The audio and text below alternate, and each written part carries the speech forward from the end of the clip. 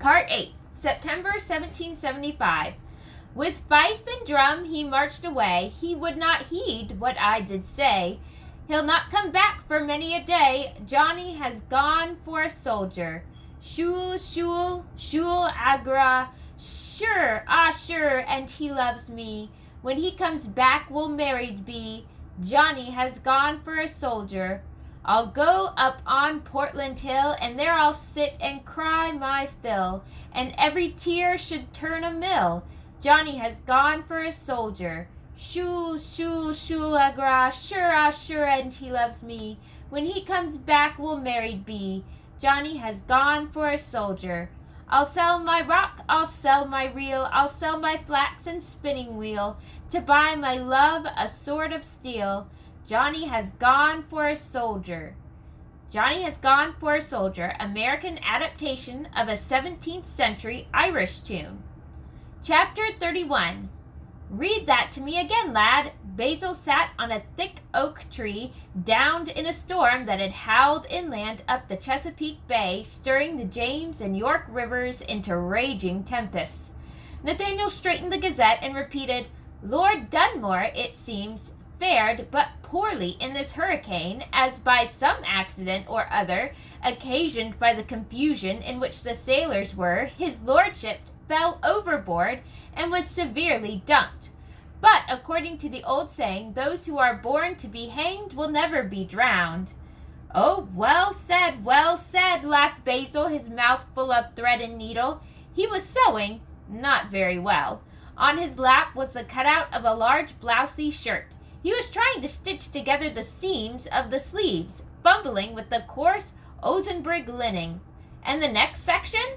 Nathaniel continued, Dunmore has received 20 to 30 more men from British troops in Florida, and soon expects to bring his army to 500, with which, we hear, he intends taking possession of his palace in this city that he lately abandoned, if not prevented by those he terms rebels.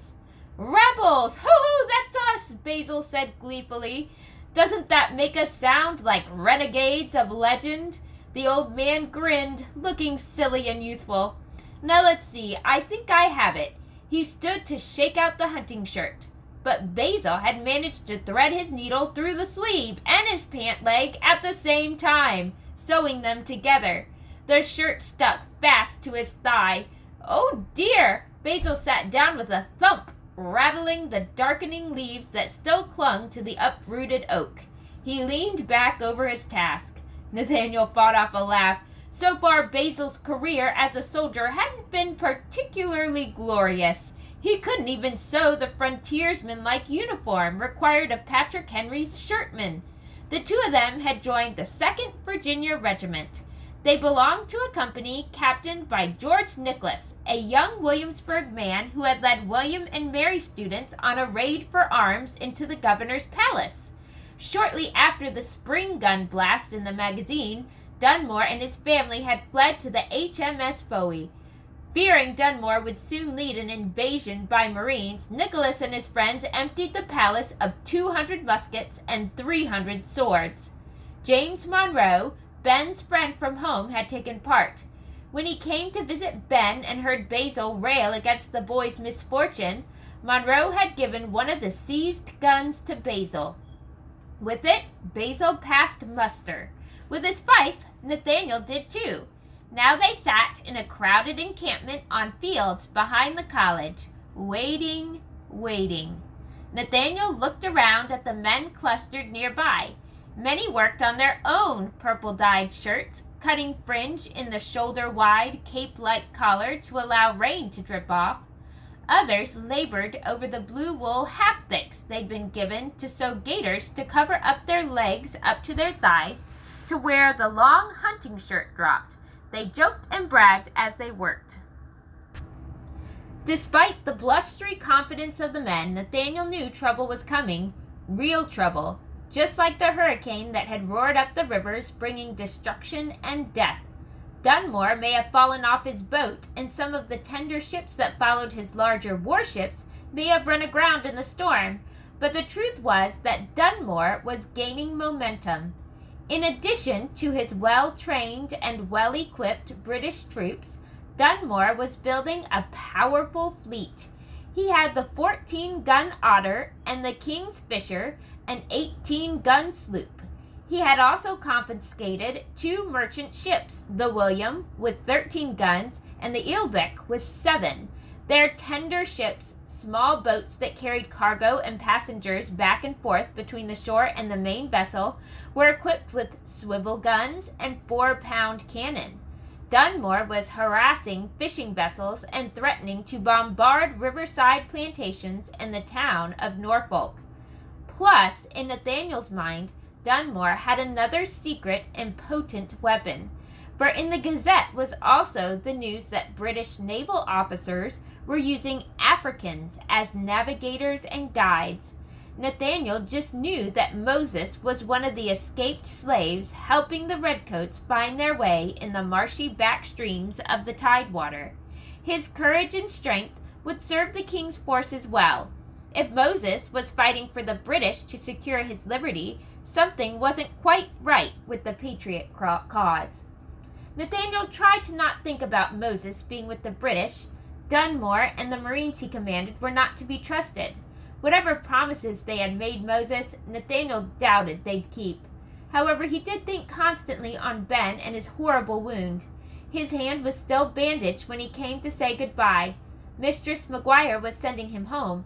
She had contacted Ben's mother, who thought him old enough to try to run their farm and reclaim the family's financial equilibrium. With one good hand and a strong back, he could still manage to do many of the farm's tasks.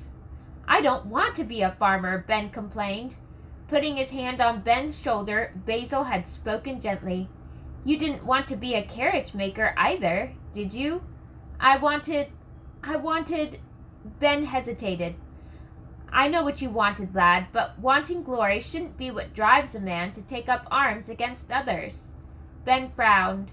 "I do believe in our cause too, Basil. It wasn't just vanity. I believe in our right to stand up against tyranny." "I know, lad. Let that be your driving force now. Patience. I have a feeling that this fight may last a while. Heal. Perhaps one day your hand can hold a musket to defend us. Or better yet, raise your heartfelt thoughts in legislature. Study, Ben. There's the way. Refine your mind with books. You don't need a strong hand to think or speak out to lead others." Ben stood a little taller. "I'll try, Master Tutor." Oh, let me lend you something, Ben." Basil darted off to his tent. Ben and Nathaniel grinned at each other, sharing their fond amusement at Basil. Then Ben grew serious. "You keep an eye on the old fool, Nat. He's no soldier." "No, he's not," agreed Nathaniel. They stood in awkward silence, not knowing what else to say. Nathaniel had come to care about Ben. There was no denying it. He would miss Ben's jocund humor, his confidence in him, his prodding. He opened his mouth to speak and then closed it, opened it again but could only manage, "Take care, Ben." Ben took a step closer to Nathaniel and looked him firmly in the eye. "You're stronger than you think, Nat. I've learned," he held up his wrapped hand, "that steady men make better leaders." Skipping back, holding a book aloft, Basil interrupted. Seeing him coming, Ben adopted a little of his old swagger and concluded loudly for Basil to hear well, "Steady and slow, just like that old tortoise in his race against the hare. Just don't retreat back into your shell, eh, Nat?" He winked at Nathaniel. "Boil some lobster backs for me, lad." Then he turned toward Basil and covered his face in mock horror. "What, old tutor? Not a grammar book?" Basil ignored the banter. "Not quite, lad. It's Locke's 2 Treatises of Government." Nathaniel gasped. He knew how precious that book was to Basil. Ben did too. "I can't take that, Master Basil," he whispered. "Yes, lad, you can. I've probably memorized every line. I shan't miss it.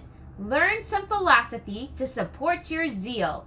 An argument backed with reason, with eloquence, will prove too strong to deny." He put the book in Ben's good hand. "If we win this fight, it may mean we break away from England altogether. Then we must devise a new social contract, a new way of governing. We will need men of thought to create one. Go on home now, lad. Read, think. Ben nodded, turned, and left looking down at the book as he walked. Nathaniel had been straining to watch Ben disappear into Williamsburg's bustle when their company sergeant interrupted with astounding news. "Pay," he grunted. With trembling hands in surprise, Nathaniel took the first payment he'd ever received for his labor, $7 1/3 for the month. He was even more amazed when he found that Basil, as a private, received less, $6 2/3. He was so happy he didn't even mind when the fife major, in charge of teaching all the lower musicians the important camp calls, took half Nathaniel's money as fee for his instruction. Chapter 32. In his sleep, Nathaniel nodded. A 16th run up GABC to 8th notes DDBG. Skip up to hold the E long. I have it. Keep the tempo with the drummer. Don't rush. He rolled over, bumping his head against Basil's feet. His eyes popped open. He stared into dark, now completely awakened by the smell of damp straw and feet and the snores of 5 other bodies crammed into a 6.5-foot square tent. The tune he had been practicing in his sleep was still sounding. How was that possible?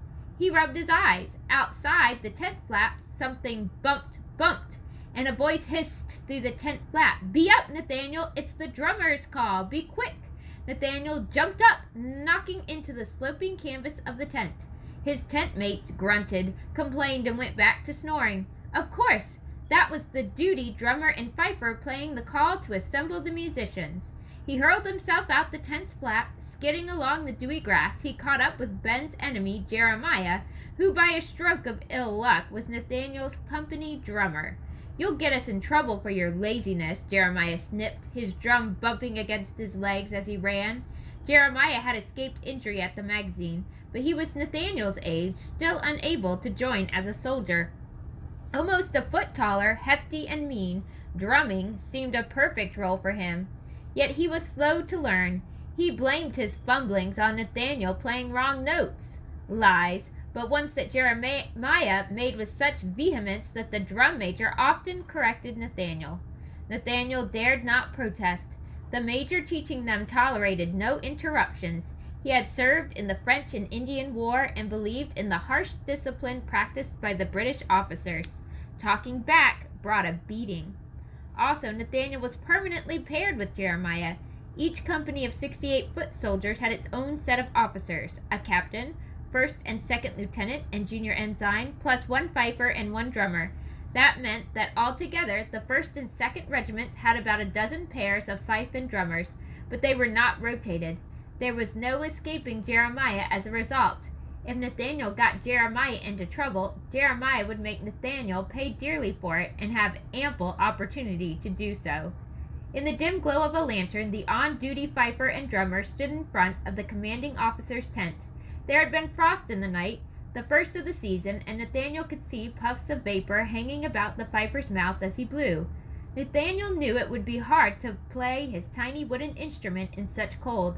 He tucked his hands under his armpits to warm his fingers. Quickly, the camp musicians gathered. Together they struck up reveille, telling the soldiers to rise, comb their hair, clean their hands and face, and be ready for the day's duties.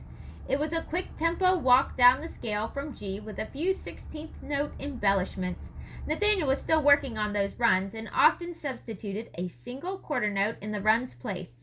Still, his fife's voice pierced the air much like a rooster's crow, creating a ripple of stirring in the camp. Within minutes, several hundred men were up and about, scratching, stretching, shouting, stumbling into things. Cooking fires were stirred and rekindled, men heated up biscuits and coffee, children darted about playing soldiers, cared for by the women who'd followed their husbands and did laundry, mending, and nursing. Sutlers opened their wagons for business, offering rum, soap, thread, fruit. Crammed together behind the campus of William and Mary, the encampment had the same bustle and almost the same number of people as the town of Williamsburg.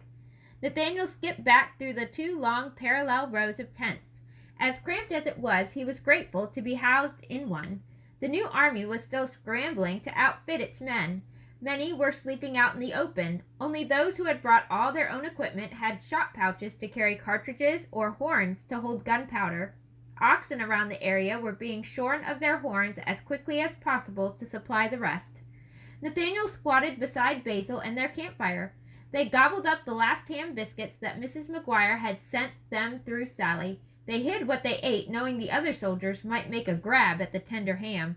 Already they were all sick of the charred food each tent mess prepared out of the raw meat, dried beans, flour, and vinegar that the army gave them every few days. Before she'd left, Sally had elbowed Basil and announced, "Mr. McGuire done died." Basil had just looked at her, blinking. "Had a fit. Died. Doctor said it was his heart." He leaned close to Basil and whispered, "But if'n you ask me, I don't think he had one." She tapped him on the arm. "You ought to go see Mistress McGuire." Basil had turned red. Nathaniel thought back on their leaving the McGuire house, when Basil had gently taken Mistress McGuire's hand, bowed and kissed it as a knight would a lady's. Nathaniel wondered if perhaps Basil would one day court her. Basil interrupted Nathaniel's musings. "What are you about today, lad? The same?" "Aye." Nathaniel would have music practice, and then an hour of demonstrating tunes so the troops could memorize the sound and instruction of each call. It was rather important, for instance, that the soldiers know the difference between reveille and "to arms," the emergency alarm to be up and armed against a surprise attack. "I have fatigue duty," mourned Basil. That meant Basil would spend most of his day gathering firewood, digging new necessaries, cleaning up the camp. Nathaniel pitied him. None of the men liked it when Nathaniel and Jeremiah played the Pioneers' March around 9 a.m. to signal fatigue duty. It was hard and disgusting work. The camp was filthy. Many of the men already had lice and were trying to soothe the horrendous itch brought by the tiny vermin by smearing their bodies with lard. "Well, at least it will get you out of drilling," Nathaniel said sympathetically. Basil sighed. Nathaniel worried that the tutor's spindly body was too old for such labor. But Basil actually seemed to be growing stronger with the strain rather than weaker. He was particularly thriving in Nightfall's camaraderie, when he and Nathaniel entertained their company with music.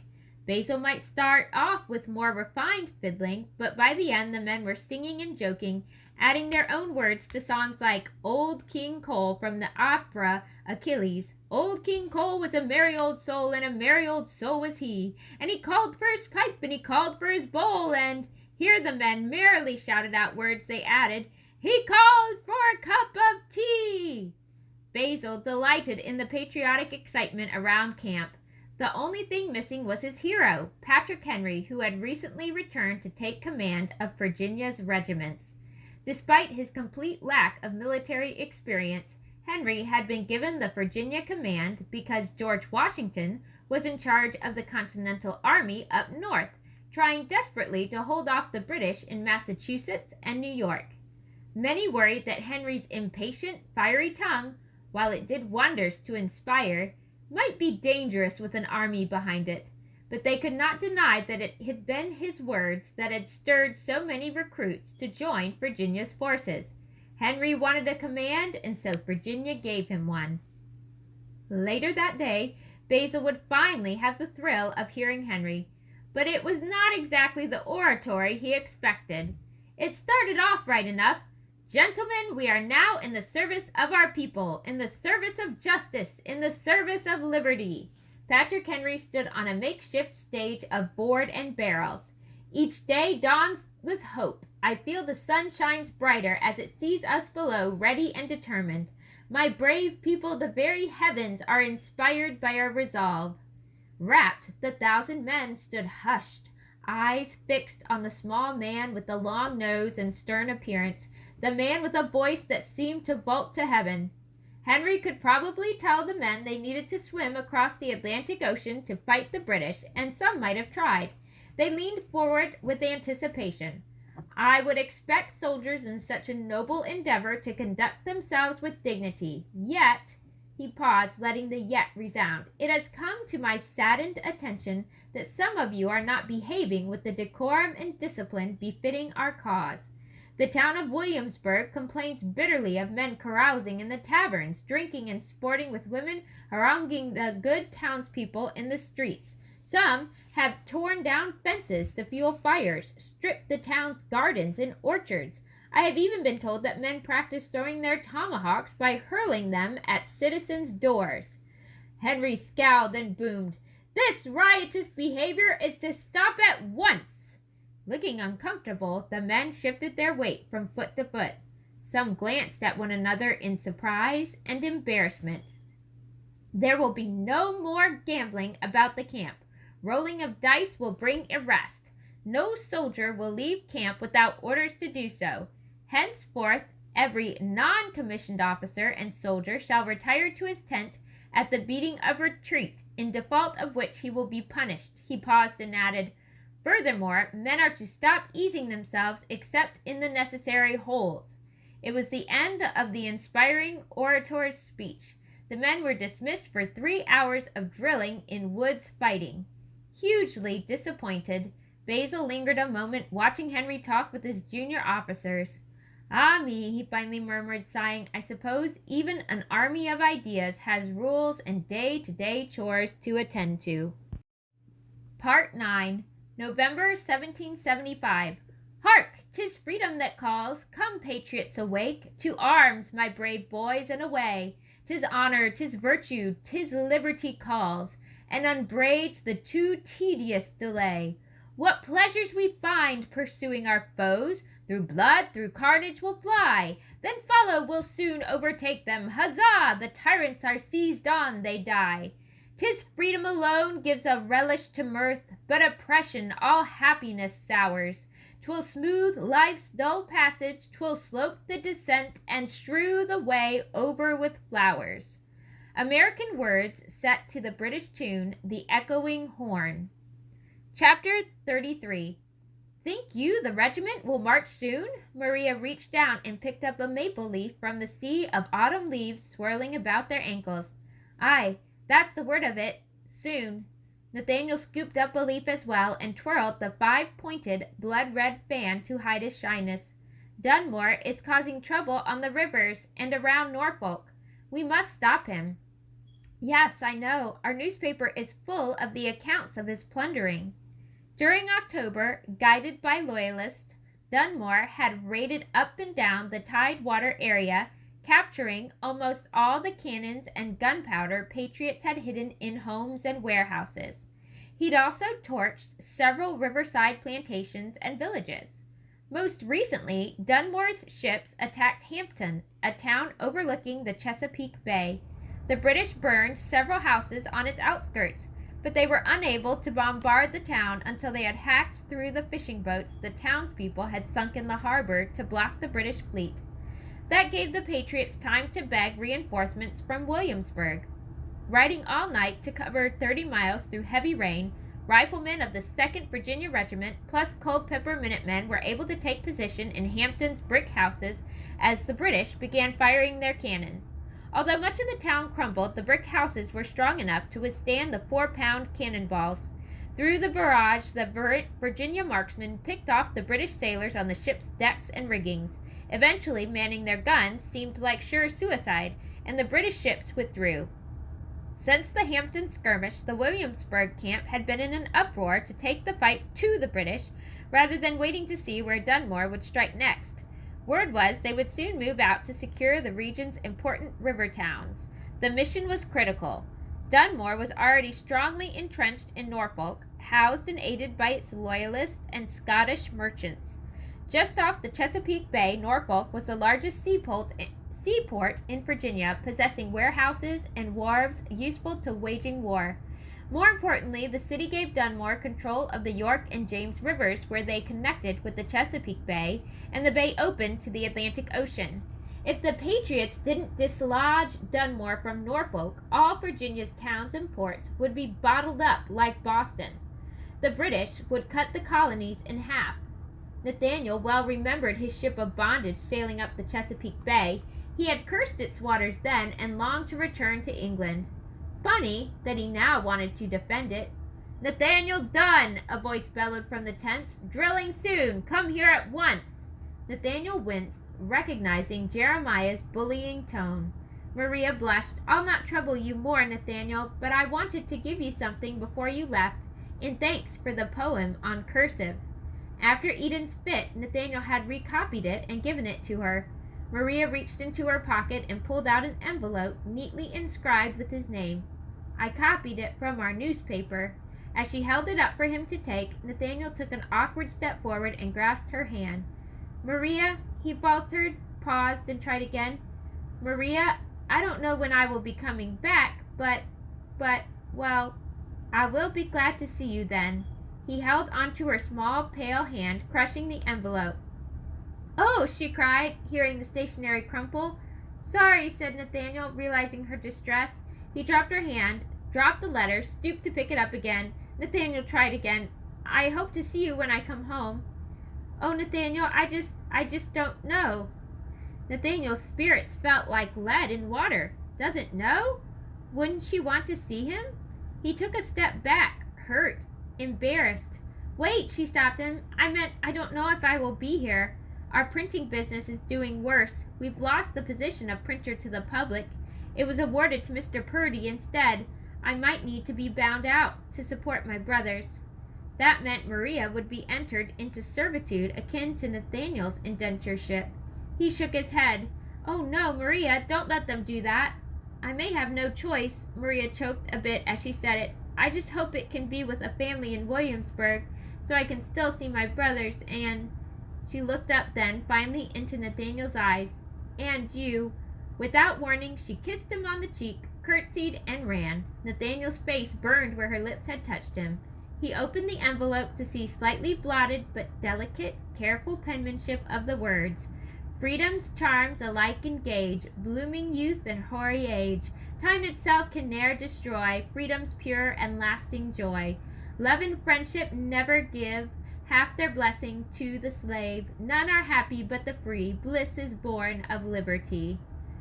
Nathaniel tucked it into his shirt, just in time to keep Maria's gift from scattering in the wind. From behind he was shoved, hard enough to hurl him to the ground. "I called you!" Nathaniel rolled over, spitting out dirt, to look up at Jeremiah standing over top him, his fists balled into threats. "Get up! I'll teach you not to come when I call. As a drummer, I am the more important." Nathaniel fumed, tensed, felt himself ready to spring. Was he going to have to put up with blows from a boy now, too? This boy who had constantly heckled Ben and who was responsible, in a way, for his maimed hand? How could he hold himself back? "Get up!" Jeremiah kicked him. "You are such a weird-eyed weakling. Figured you'd be sodded over that girl. The whole town knows what a failure her family is. Perfect company for you." The insult to Maria did it. Nathaniel dove at Jeremiah's knees and knocked him down. The two boys rolled over and over, flaying at each other without really knowing how to hit their mark in the cloud of dust they'd kicked up. Here now, stop!" Two large hands took hold of the collar of each boy and hurled them apart. Somehow Nathaniel and Jeremiah landed on their feet. They were about to go for each other again, but a tall man held up his hands and ordered, "Stand fast, boys, or so help me I will arrest you. Don't we have enough enemies to fight without you scrapping with each other?" He was young and robust, 20 years or so in age. His fringed deerskin trousers and buck-tail hat marked him as one of the frontier marksmen. On his hunting shirt were embroidered the words, "Liberty or Death." His belt held a tomahawk and scalping knife. His appearance was quite daunting. The boys stood fast indeed. "He started it," Jeremiah whined, pointing at Nathaniel. "Ah, lad, for shame," said the man. "You bear false witness. I saw you knock him down from behind after the last left." "Did not. He called me a—" The man shook his head and interrupted. "Save the stories, boy. I'm the eldest of 15 brothers and sisters. I know hogwash when I hear it. Heed this. Lies beget lies. Now be off with you." He waved Jeremiah away. Nathaniel stood dusting off his clothes. He knew he shouldn't feel so, but he felt rather proud of himself.